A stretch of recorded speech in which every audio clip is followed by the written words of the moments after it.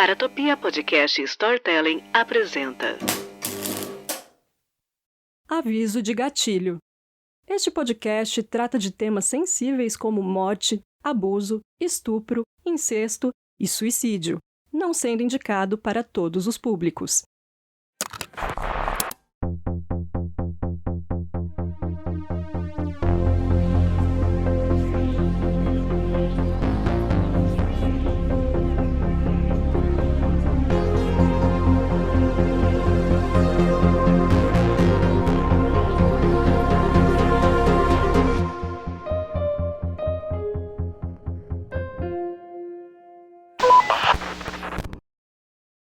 Olá, eu sou a Jay Carrillo e nesse primeiro episódio da terceira temporada do Criminologia, eu gostaria de contar uma história que, quando ouvi, não conseguia parar de pensar nela e em todo o seu impacto. Ela começa no dia 24 de junho de 2002, na cidade de Columbia, Carolina do Sul, onde uma garota chamada Cara Robinson, de 15 anos, estava na casa da sua melhor amiga, a Heather. Era começo das férias escolares e as garotas acharam uma boa ideia irem ao lago. As duas tinham a liberdade de vagar pela cidade, mesmo sendo uma das mais populosas da região. Tudo parecia definitivamente seguro, com crianças brincando do lado de fora o tempo todo, fazendo caminhadas pela floresta com os amigos, sem nunca encontrarem problemas. Mas antes de pegar os seus maiôs e protetor solar, Heather decidiu ligar para sua mãe e perguntar se ela precisava fazer alguma coisa na casa antes delas saírem, né? Tipo, para aproveitar o dia. A mãe da Heather pediu para que elas regassem as plantas do jardim, tarefa que foi realizada pela Cara, uma vez que a Heather queria tomar um banho antes de sair. Enquanto a Cara regava as flores, ainda vestida no seu pijama, né, camiseta e shorts, um carro passou em direção à saída do bairro. No entanto, ela notou que o carro estava de volta e estacionado bem na frente da garagem da casa em que ela estava. O homem que saiu do automóvel vestia apenas uma camisa de botão e um boné de beisebol, com uma cara bem amigável. Ele dirigiu-se a Cara perguntando: "Olá, eu tenho algumas revistas aqui e quando te vi, pensei que pudesse mostrar. Sua mãe ou seu pai tá em casa?" A Cara respondeu que aquela não era de fato a sua casa e sim da sua amiga, né? O homem então questiona se a mãe da amiga está em casa e a garota nega. Nesse momento, o homem se aproxima e Cara tem uma sensação estranha. Sabe quando você sente que a pessoa se aproxima demais, meio que invadindo seu espaço pessoal? Nesse momento ela pensou, beleza, isso aqui tá muito estranho. Ele então entregou as revistas para ela com a mão esquerda e, com a mão direita, colocou uma arma na lateral de seu pescoço. Nesse momento, ameaçou a atirar se ela gritasse. E então ela foi conduzida para o carro. Em choque, a mente da Cara começou a funcionar bem rápido, desligando todas as emoções e entrando em modo de sobrevivência. Não restava dúvidas de que ela deveria obedecê-lo. Ele era muito maior e muito mais forte. Além de, claro, ele estava armado. Seus únicos pensamentos eram orações para que encontrasse uma saída, mas ainda sem perspectiva de uma. O horror das próximas 18 horas estava apenas começando. Cara foi colocada no banco de trás em uma caixa de armazenamento de plástico. Não sei se vai ser muito estranho para vocês, é que eu, pelo menos, uso muito dessas caixas aqui em casa para organizar as minhas coisas. Mas elas são relativamente pequenas, sabe? Eu acho que de uns 5 litros. Só que eu lembrei que, na verdade, eu tenho uma bem grandona que guarda cobertores de 100 litros. Tirei as coisas de lá e consegui sentar ali confortavelmente. Olha, eu tenho mais ou menos 1,57 de altura. Algumas pessoas vão dizer que eu tenho menos, mas eu tenho 1,57, 1,58, tá bom? Eu dei uma medidinha aqui em casa. Então, essa era a situação da Cara. Ela entrou na caixa e o homem colocou uma tampa por cima, dando partida no carro e indo embora. Na caixa escura, enquanto Cara estava deitada em posição fetal, seu cérebro começou a funcionar de forma bem rápida. Ela decorou o número de série que estava na tampa da caixa e começou a obter o máximo de informações sobre essa pessoa e principalmente sobre os arredores para que ela pudesse escapar e identificar a pessoa, né? A cada parada, a cada curva, a cada som, ela tentava prever para onde estava sendo levada, já que ela estava familiarizada com a região.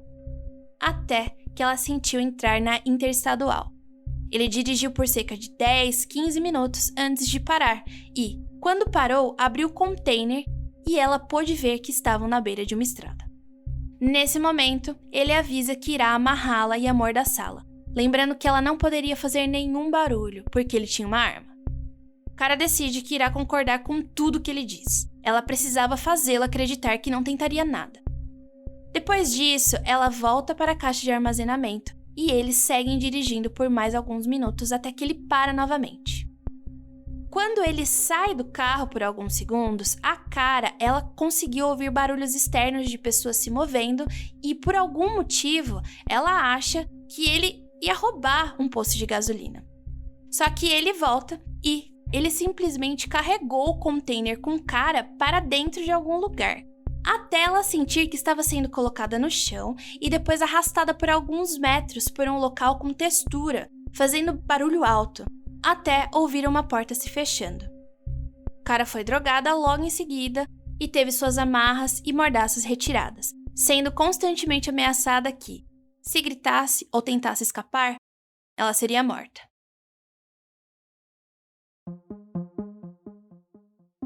Eles estavam em um apartamento. E embora Cara não soubesse exatamente sua localização, ela tinha um plano para reunir todas as informações que pudesse sobre o seu captor. Primeiro, ela começou pelas correspondências presas nos ímãs de geladeira. Ela agora sabia quem era seu médico, seu dentista e o número de série de dentro do container. Reparou que no local também tinha alguns lagartos e peixes, e esse foi o ponto de partida para ela puxar assunto, descobrindo que ele era militar e tinha sido dispensado da marinha. Mas ele também puxou conversa com Cara.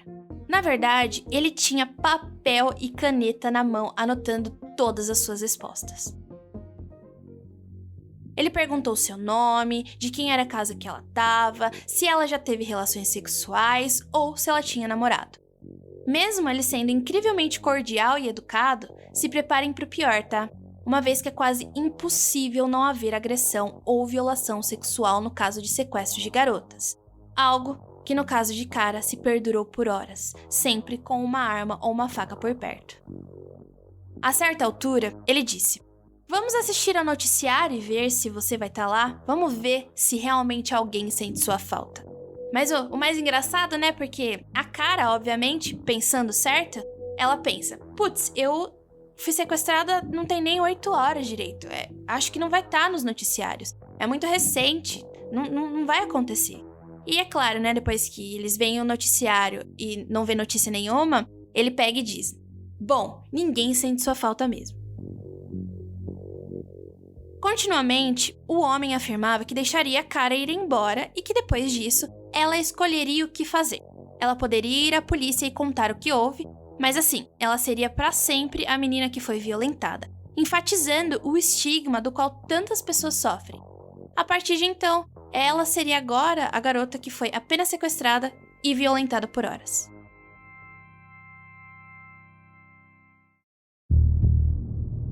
Cara foi então colocada de volta no container de plástico porque o homem precisava fazer uma ligação. E para isso, ela precisava voltar para a caixa e ficar lá, uma medida protetiva, sabe? Para ele, no caso. Já que ela estava sendo, entre muitas aspas, uma boa garota, não era necessário amordaçá-la nem nada, apenas ficar lá dentro com a tampa fechada já era o suficiente. Só que ao entrar, a Cara começou a ter uma crise de pânico. Simplesmente ela começou a hiperventilar. Quando o homem percebe que não tem espaço suficiente ali para respirar, ele decide deixar a tampa aberta, dando a oportunidade à garota de ouvir partes da ligação. Acontece que essa ligação era para a esposa dele que aparentemente estava viajando. Ao tirar Cara de dentro da caixa, ele a drogou e prosseguiu a amarrá-la na cama.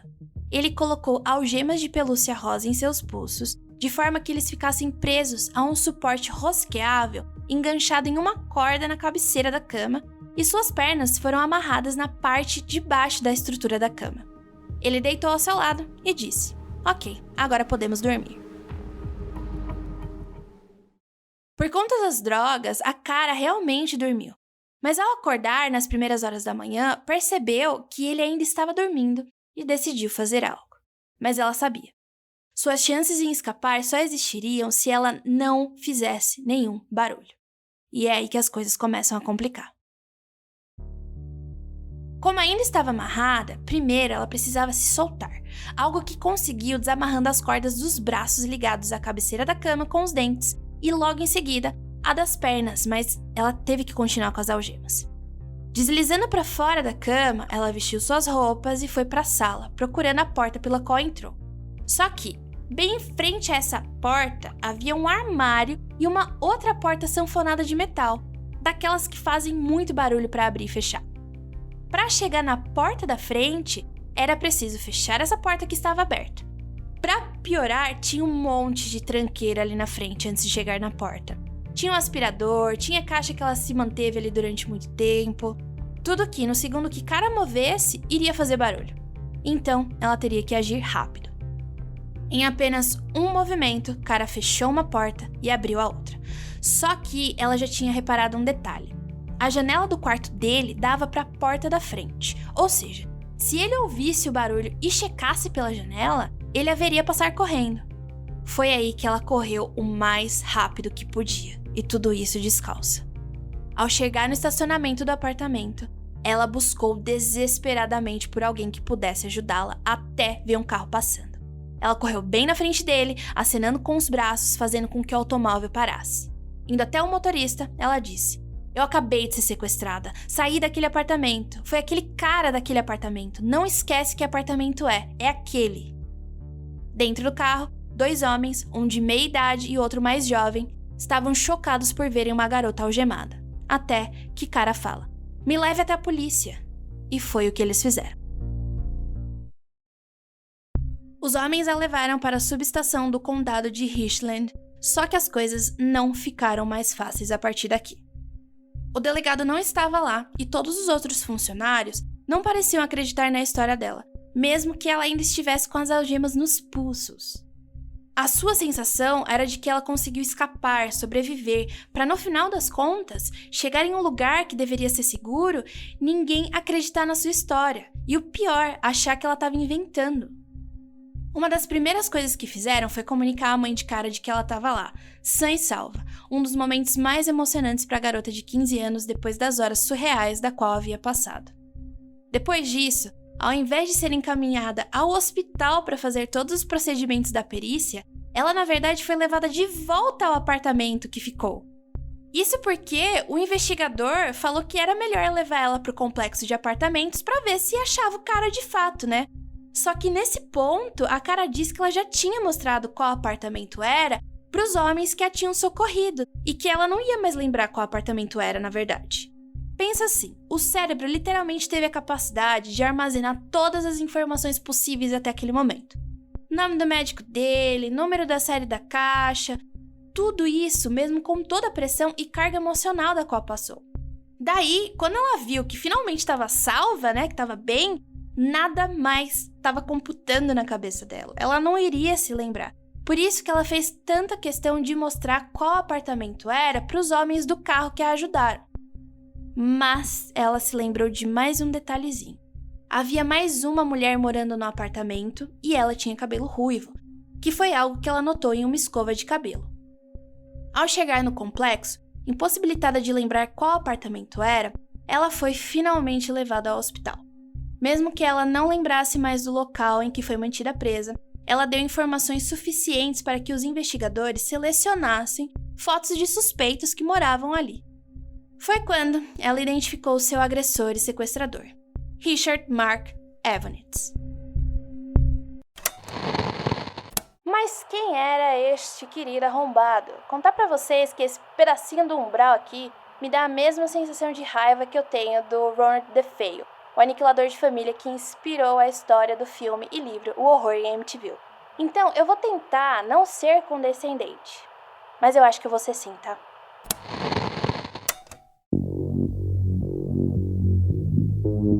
Richard Evonitz, ele nasceu na Carolina do Sul em julho de 1963, primogênito e único filho de Joseph e Tess Evonitz.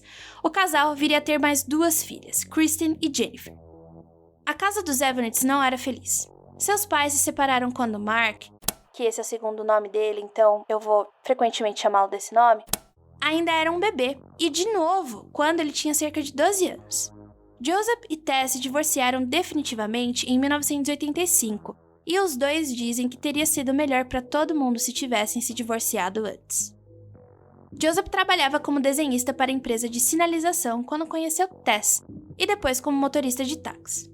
Ele também bebia muito a ponto de desmaiar, mas quando confrontado em relação a isso, ele sempre dizia que bebia sim, mas apenas aos finais de semana e nunca desmaiou, porque ele não era um alcoolista. O Joseph, ele admite que menosprezou sua família, chamando-os frequentemente por nomes e não ligando para eles. E reza a lenda que foi Mark que passou pela maior parte do abuso. Tem um incidente, por exemplo, que é meio nebuloso quando contado, porque cada um diz uma coisa, mas envolve o pai de Mark tentando afogá-lo quando ainda criança. Alguns familiares dizem que Joseph tentou afogar o filho na parte rasa da piscina depois do garoto ter feito alguma coisa que crianças fazem, sabe? Outros, no caso, o próprio Joseph, fala que estava dando banho no Mark quando o menino começou a jogar muita água para cima. Com isso, o pai jogou muita água no rosto do garoto para que ele parasse. Que não faz o menor sentido. Independente do que aconteceu, isso parece muito uma tentativa de explicar quem Mark se tornou. Mas o que eu quero frisar é que, claramente, o comportamento de seu pai não é e nunca será uma coisa exemplar. Mas ninguém vira um assassino em série por causa disso. Isso pode e traz muitos problemas sim, mas não é o caminho para você se tornar uma dessas pessoas. Mesmo assim, essa história da água volta já já. Mark foi escoteiro e praticava muitos esportes quando adolescente. Mas foi nessa mesma época, aos 12 anos de idade, que começou a beber, fumar e usar maconha. Fica aqui o meu disclaimer que nada contra usar maconha ou drogas recreativas, mas 12 anos? Ele era um garoto brilhante, mas tinha problemas de comportamento, como não chegar no horário estipulado em casa pelos pais, o que até aí eu acho bem normal, porque quem nunca, e ter invadido a casa de um vizinho. Só que aí eu já não vou conseguir passar tanto pano. Toda vez que ele se metia em encrenca, era confrontado pelo pai, mas sempre socorrido pela sua mãe. Segundo o profissional que fez o perfil dele, a situação em que seus pais o colocavam pode ter contribuído para o seu comportamento mais na frente. Que fique bem claro que isso não é coisa que eu tô falando da minha cabeça. É o que o analista de personalidade dele concluiu. Ele viveu em uma casa sexualmente carregada, onde os pais tiveram casos que as crianças sabiam. A certa altura, Joseph, o pai, pediu para que seu filho entregasse mensagens a uma vizinha com quem ele estava tendo um romance. Depois de se formar na Irmo High School em Colômbia em 1980, Mark tornou-se gerente de uma empresa grande de óleos para carro, da Shell, chamada Jiff Lube. Ele tinha 17 anos. Mas assim, ele não era um dos melhores funcionários. Como seu pai não gostava das pessoas com que ele andava, um dia ele decidiu passar no trabalho do Mark, no meio do dia assim, para ver se ele estava lá para encontrá-lo. E o Mark, ele tinha fechado a loja para ficar com os amigos. Mais tarde, o Mark e um desses amigos assinaram um cheque sem fundos de $350 para uma loja de departamento local. Foi por conta disso que ele foi para a Marinha, meio que para colocar ele nos eixos, sabe? A nova carreira de Mark dentro da Marinha deu uma falsa impressão, principalmente para sua família, porque estava tudo voltando ao normal, já que ele passou 9 anos praticando novas habilidades de forma disciplinada. Ele se tornou um homem com um bom emprego, que tocava violão e criava um periquito chamado Clyde. Segundo sua mãe, a Tess, ele era muito bem-humorado, um ótimo orador, bem articulado, além de uma excelente companhia. No entanto, ele era tão confiante que beirava a arrogância, se tornando assim egocêntrico, onde as regras da sociedade não se aplicavam a ele. O Mark era muito mais próximo da mãe e das irmãs, já que o pai dele também não era lá essas Coca-Cola toda aí, né? O Mark, ele se casou com 2 mulheres muito mais jovens do que ele, sendo o primeiro relacionamento sério de cada uma delas. Ele se casou com a sua primeira esposa, a Bonnie, de 17 anos, quando ele tinha 25 e ainda estava na Marinha. A Bonnie, ela tinha sido sua vizinha em Colômbia e era amiga de uma de suas irmãs. Ele a conhecia desde que ela estava na 6ª série, conhecida agora como 7º ano, E, ela tinha uma quedinha por ele. Os dois se casaram em 1988 e moraram tanto na Califórnia quanto no Maine, porque o Mark estava servindo a marinha ainda, Então ele tinha que se deslocar eventualmente. Eles se mudaram para Fredericksburg no início de 1993, logo após a sua dispensa. 3 anos depois, eles compraram uma casa em South Oaks, perto de Massaponax. E, por mais que comprar uma casa seja um compromisso sério para um casal, 5 meses depois, a Bonnie estava se separando do marido. A história é de que a Bonnie foi para Califórnia visitar sua família e acabou se apaixonando por um cara que ela conversava na internet e também morava lá. Logo depois disso, ela voltou já fazendo as malas e dizendo que estava indo embora. O Mark ele ficou arrasado e infelizmente com ideações suicidas por conta da situação. Mas assim, eu vou pedir para vocês reconsiderarem essa história, porque ela foi contada pela Tess, a mãe do Mark, e não pela própria Bonnie. Aliás, eu procurei por ela pela internet e não há o menor sinal do seu nome em nada. E sinceramente, ela tá certíssima. Se ela pediu divórcio, era porque algo estava bem errado, já que a vida criminal do Mark começou quase 1 ano depois do casamento dos dois. Depois que a Bonnie foi embora, o Mark ele não conseguiu pagar as suas contas. O seu salário era de cerca de $2.100 por mês e a prestação da casa era de $860, além das dívidas feitas para pagar a faculdade e outras obrigações somadas. Então, a soma desse dinheiro aí ultrapassava o que ele ganhava por mês. Como resultado, o Mark ele entrou com um pedido de falência no Tribunal Federal em abril de 97. E no dia 1º de maio de 97, ele teve que se reunir com seus credores no Tribunal Distrital dos Estados Unidos de Richmond.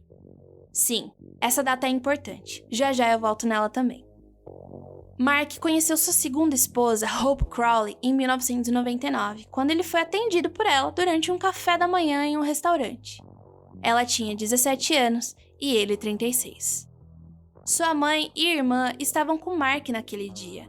E quando Mark flertou com a Hope, sua irmã a encorajou de sair com ele. Ao completar 18 anos no mesmo ano, a Hope saiu da casa dos pais e foi morar com Mark. E logo em seguida eles se casaram. Segundo ela, eles apenas clicaram e havia muitas coisas sobre ele que eram muito parecidas com ela. Só que assim, eu não tenho certeza o que a Hope quis dizer com isso. Eu realmente não sei. Mas os investigadores notaram um padrão de escolha de mulheres que Mark tinha, sempre muito mais novas que ele. E a gente vai notar que ele passou alguns longos períodos sem cometer crimes, e geralmente eram nos momentos que o casamento era suficiente para ele, já que ele tinha diversas fantasias sexuais. Que não é um problema, tá? Quem sou eu para fazer kink shame com as pessoas? Toda fantasia sexual é válida, mas é necessário consentimento das duas partes. Só que nesse caso aqui, a gente vai ter que pontuar, porque alguma dessas práticas que ele fazia em casa foram observadas em seus crimes. Ele e suas esposas raspavam as partes íntimas um do outro, praticavam bondage, onde às vezes ele fazia o papel do papai. Segundo a Hope, Mark pedia para que ela se vestisse como uma garota mais nova e então forçava a entrada do apartamento e agia como se estivesse atacando sexualmente. No entanto, ela não via isso como um comportamento fora do normal e nada extremo, mas ela mesma afirma que era nova e muito inexperiente. De acordo com a teoria da polícia, à medida que as esposas de Mark cresciam, amadureciam, se tornavam mais como mulheres e não como crianças, seu interesse diminuía. E isso, como veremos, vai ser uma situação bem complexa. Suas esposas disseram à polícia que ele queria que elas parecessem mais jovens e se vestissem de maneira mais jovem. Tess, a mãe de Mark, disse que seu filho a procurou semanas antes de sua morte. Ele estava chorando, chateado e queria falar sobre a violência e abuso que havia sofrido nas mãos de seu pai. Mas ela falou que ela não queria ouvir, viu? Não quero saber, não quero falar com você. E é algo que ela se arrependeu depois dos acontecimentos. A devoção de Tess pelo filho ficou ainda mais aparente no dia em que Cara se libertou. Uma das filhas de Tess ligou para ela avisando que Mark estava em todos os noticiários. A polícia procurava por ele. Sem acreditar nisso, ela teve que repetir essa informação mais algumas vezes para Tess, para que ela pudesse computar mesmo o que estava acontecendo.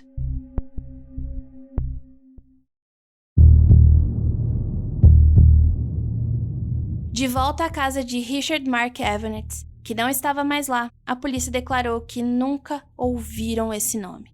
Nunca nem entrou no radar deles. Ao conseguirem um mandado de busca, vasculharam cada centímetro do apartamento, coletando informações sobre onde trabalhava, registros de telefones, carros, até que se depararam com um baú de metal. Nele, os investigadores encontraram pistas para um passado potencialmente ainda mais sinistro. Lá tinha um jornal de Spotsylvania, na Virgínia, e uma das manchetes era sobre os corpos de 2 irmãs que foram localizados em um rio, além de um cartão postal de Bonnie, sua primeira esposa, datado do dia 9 de setembro de 1996.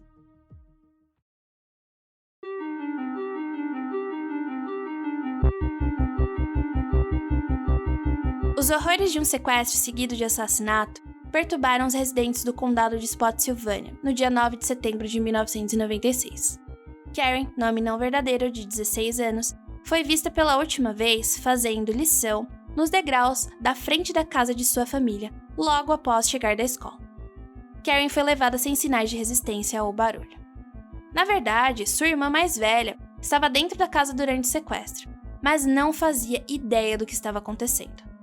Apesar de todos os esforços da polícia, Karen simplesmente desapareceu como vapor no ar e acabou sendo encontrada morta em um pântano 6 semanas depois e a 30 quilômetros de distância de casa. Ela estava envolta em uma capa branca e seus pelos pubianos tinham sido raspados. A polícia ficou ainda mais perdida no caso da Karen quando 2 irmãs, Ruby, de 15 anos, e Mary, de 12 anos, nomes não verdadeiros, desapareceram após descerem de seus respectivos ônibus escolares no dia 1º de maio de 1997. O pai delas voltou do trabalho um tempo depois e não encontrou o sinal das filhas, exceto a mochila de livros de Ruby descartada no jardim da frente. As 2 irmãs foram encontradas mortas 5 dias depois em um rio a mais de 60 quilômetros da casa delas. Assim como Karen, seu assassino havia raspado suas áreas genitais em algum momento durante o sequestro. A polícia descobriu que a água nos pulmões das irmãs era encanada, de banho, e não a água do rio South Anna onde foram encontradas. Vale lembrar que o corpo da Karen foi encontrado debaixo d'água em um pântano no condado de King George, e a Cara Robinson também foi forçada a tomar vários banhos pelo seu agressor. É óbvio para nós e para a polícia que os 2 casos eram obra do mesmo homem. Todas as 3 meninas foram sequestradas em suas casas depois da escola e sem qualquer resistência. Todas tiveram seus pelos raspados, foram estranguladas ou sufocadas e jogadas na água.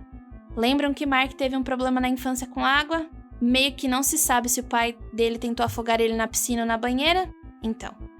Aparentemente, Mark sequestrou Karen enquanto Bonnie, a sua primeira companheira, estava de férias na Califórnia. Lembra que ela tinha família lá? Ele sequestrou as irmãs depois que o casal se separou e declarou falência, mas antes de conhecer a Hope Crowley, sua segunda companheira. Na realidade, no dia 1º de maio de 97, quando teve a audiência sobre a sua falência, coincide exatamente com o desaparecimento das irmãs. Não foi nenhuma surpresa quando as amostras de DNA dos 2 crimes coincidiram. Mas isso não quer dizer que a polícia conseguiu solucionar os casos. Na verdade, depois de alguns anos, parecia improvável que o assassino de Spotsylvania fosse capturado até o crime que aconteceu com Cara Robinson.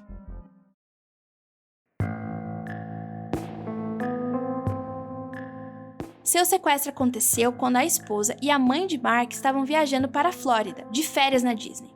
Foi nesse momento que elas foram tiradas de lá para conversar com as autoridades. Foi uma das irmãs de Mark que deu a informação de seu paradeiro. Segundo ela, ele estava no motel a cerca de 30-40 minutos de distância. Nesse momento, os investigadores saíram em disparada para achá-lo, mas ele já tinha fugido de lá também. Isso aconteceu porque alguém da sua família tinha avisado. Vale lembrar que sim, a maior parte da família dele estava ao seu lado. Hope, a sua companheira, não acreditava que ele era capaz de atos absurdos dos quais estava sendo acusado, chegando até a culpabilizar a Cara pelo seu próprio sequestro. E mesmo se fosse verdade, ela não se importava, porque ela o amava. Ou seja, temos aí uma corrida contra o tempo e contra a família de Mark para capturar um assassino em série à solta, uma pessoa perigosa e provavelmente armada. Algum tempo depois de darem com a cara na porta do motel, a polícia recebeu a notícia de que ele estava em Sarasota, na Flórida. Ao chegar lá e encontrar Mark, ele não cumpriu as ordens dos investigadores e, sacando uma arma, colocou-a na sua boca, puxando o gatilho.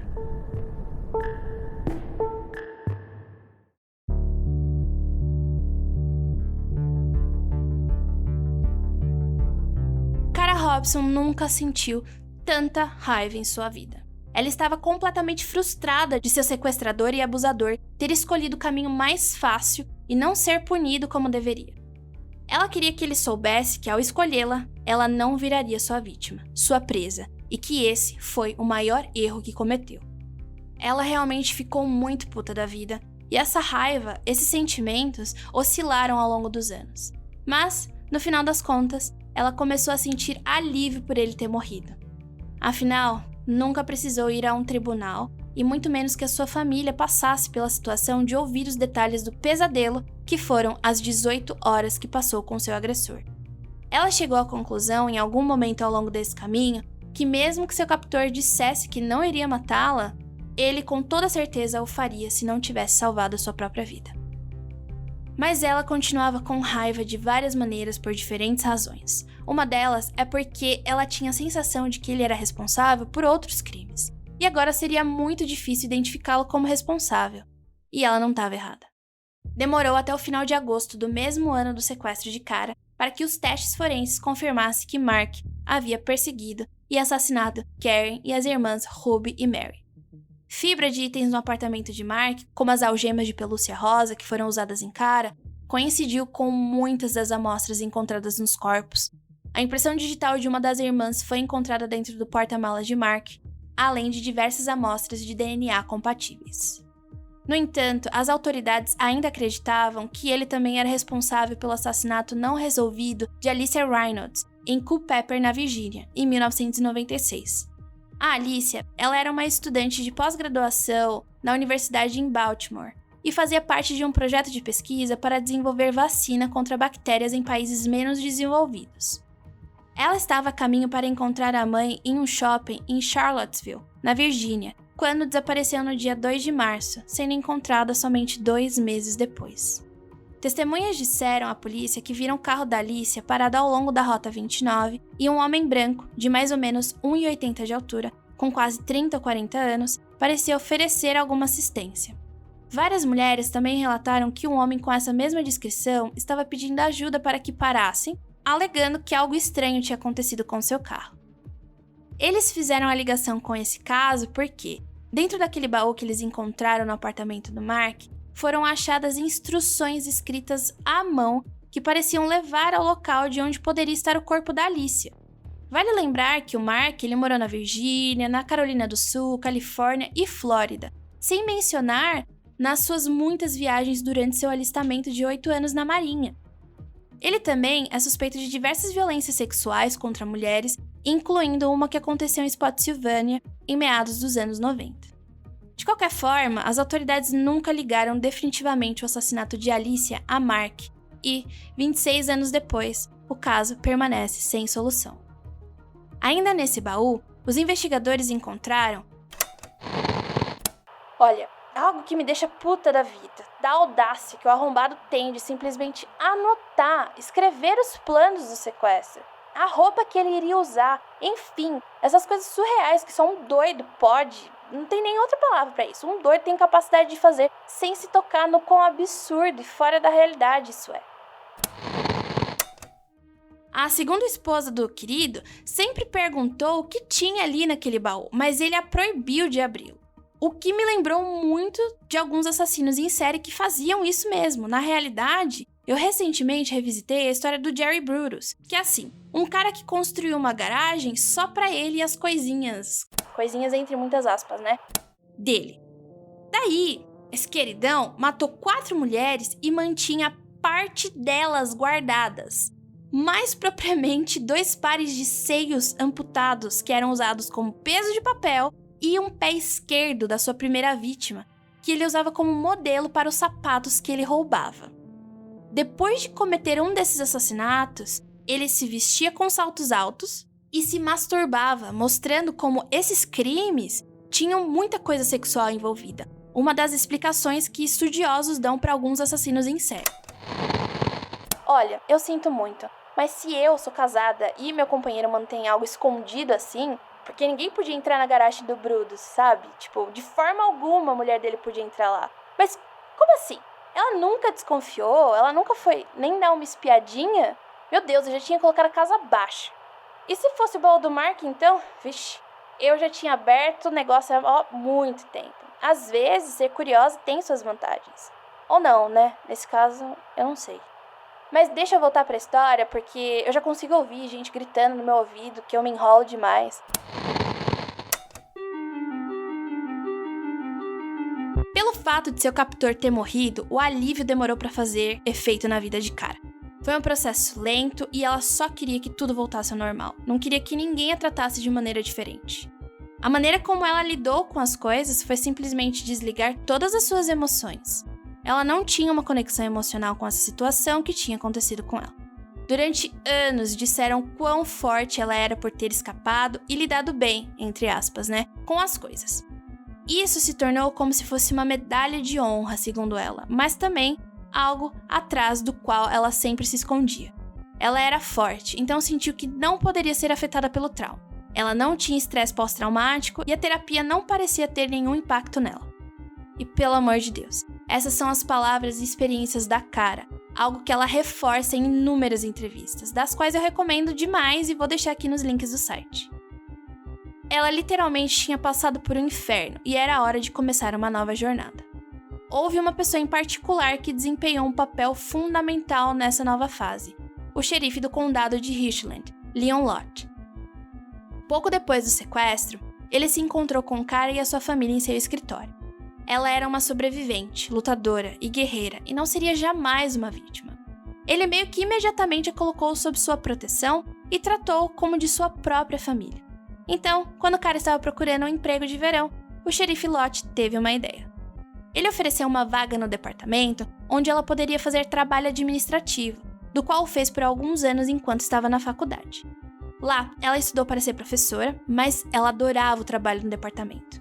Então, no final das contas, ela decidiu unir suas duas paixões e se tornou uma oficial de recursos escolares, que é basicamente uma pessoa que auxilia a aprendizagem de qualquer conteúdo, daí nesse caso seria sobre assuntos referentes à educação civil, por intermédio de processos de ensino-aprendizagem intencionalmente organizados por educadores na escola ou fora dela. Mas as surpresas não acabam por aí.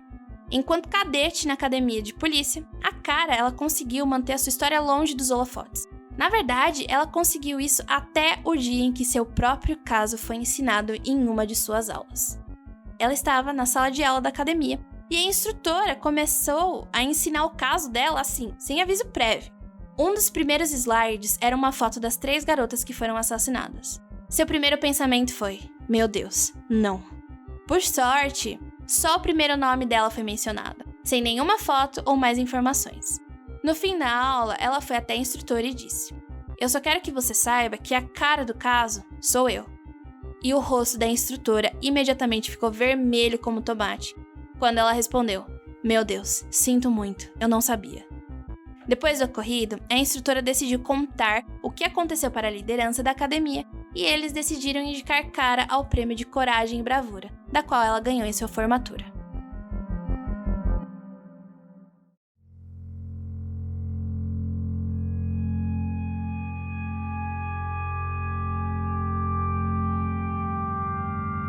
Quando Kara Robinson se tornou mãe, as coisas mudaram bastante. Segundo ela, sua força atingiu o limite e ela não conseguia mais compartimentalizar e desligar suas emoções. Ela teve que começar a entender que foi sim impactada pelo que aconteceu e precisava iniciar seu processo de cura. Ela começou a usar exercícios físicos e outras ferramentas para reconhecer suas emoções e curar seu trauma, já que a terapia tradicional não ajudava tanto. Ela diz que uma das piores coisas que ela enfrentou nesse processo foram outras pessoas presumindo que sabiam como ela se sentia ou como deveria ser o seu processo de cura. Ela simplesmente não sentia as coisas, e seria um caminho que ela teria que descobrir como trilhar. Essa tem sido uma jornada que não acabou. Ela hoje trabalha advogando sobre o assunto, com o seu principal objetivo de defender os sobreviventes e as vítimas. Ela também cria conteúdo na internet, principalmente no TikTok e Instagram. Lá, ela compartilha e processa seu trauma, indo em busca de uma cura todos os dias com outras pessoas que passaram por traumas em suas próprias vidas. Ela ensina como assumir o controle de suas vidas depois de serem vitimizadas, além de mostrar que não somos definidos pelas coisas que acontecem em nosso passado. Ela também trabalha com outros sobreviventes para defender a representação e o tratamento adequado das vítimas na mídia. Com a popularidade do True Crime, é essencial dar uma olhada no que significa consumir esse conteúdo e como fazê-lo de maneira ética e informativa. Cara sempre pede que os consumidores desse gênero investiguem um pouco não apenas por que estão consumindo, mas o que os criadores estão fazendo para proteger os direitos e bem-estar das vítimas e famílias. O conteúdo ético e informativo sempre terá o consentimento ou participação dos envolvidos e encontrará maneiras de retribuir as pessoas cujas histórias estão contando. Muitos outros sobreviventes tiveram suas histórias compartilhadas para ganho monetário de outros, sem pensar ou se preocupar, sob o disfarce de liberdade e oportunidade jornalística. Equilibrar a liberdade e os direitos da mídia com o bem-estar das vítimas é uma tarefa muito difícil, na melhor das hipóteses, mas ela acredita que, com um pouco de reflexão e compaixão, é possível sim. Cara esteve envolvida em vários documentários sobre sobreviventes, incluindo I Escaped My Killer, Escaping Captivity, The Cara Robson Story, Deadly Sins e a produção do drama The Girl Who Escaped, The Cara Robson Story. Desde então, ela se tornou uma oradora, escritora e, mais recentemente, uma apresentadora de podcast, lançando o Guia do Sobrevivente para Crimes Verdadeiros com a co-apresentadora e também sobrevivente Kimberly Corbin, no dia 14 de fevereiro de 2023. Cara Robson diz que tomou a decisão no momento em que foi sequestrada de nunca mais ser uma vítima. Ela é uma sobrevivente. Segundo ela, dizer que você é uma vítima dá a ideia de que alguém tirou algo de você. Nada foi tirado dela. Aliás, ela se recusa a dar esse poder para o seu agressor. Em suas próprias palavras, ela diz: "Posso dizer que sou quem sou por causa do que aconteceu comigo, mas não me fez ser quem sou. Isso não me define de forma alguma. Mesmo as coisas negativas que aconteceram conosco, podemos escolher se isso é algo que vai nos definir ou se é algo que vai nos refinar. É meu direito ser dona dessa história. Isso é ter minha vida de volta."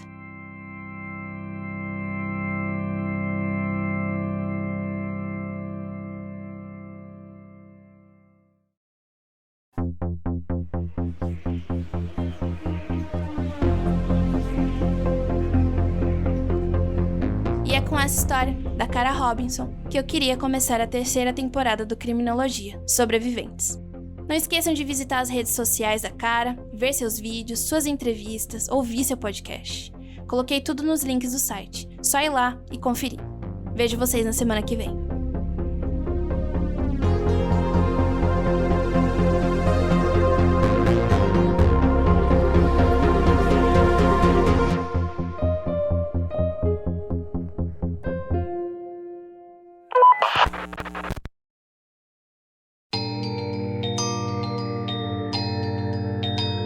Criminologia é uma produção Paratopia Podcast e Storytelling. Direção, Ira Morato. Produção autoral, pesquisa, pauta e idealização, Jay Carrillo. Direção sonora e trilha original, Murilo Lourenço. Revisão, Andrei Fernandes, Ira Morato e Ananda Mida. Edição e sonorização, Heli Antunes. Vitrine, Zé Neto.